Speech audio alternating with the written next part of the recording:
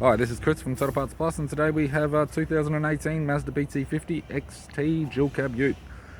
Stock reference number 5085. The shape runs from the 9th month 2015 through to the 6th month 2020. It has a P5 AT 3.2 litre 5-cylinder turbo diesel engine backed by an automatic 4-wheel drive transmission. P5 AT 3.2 litre 5-cylinder turbo diesel engine. We have the right hand headlight. Left front 16-inch factory alloy mag with a good tyre.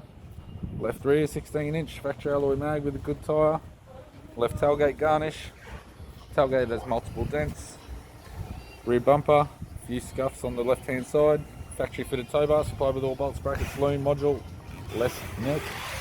Right tailgate garnish, right hand tail light. Right rear 16-inch factory alloy mag with a good tyre.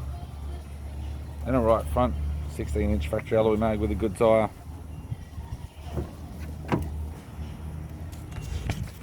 This vehicle's fitted with black cloth interior. We have the power window master switch, automatic gear shifter, and a tidy 3-spoke vinyl steering wheel with cruise audio and phone buttons. I'm Chris from Total Parts Plus, and I'd like to thank you for watching this video.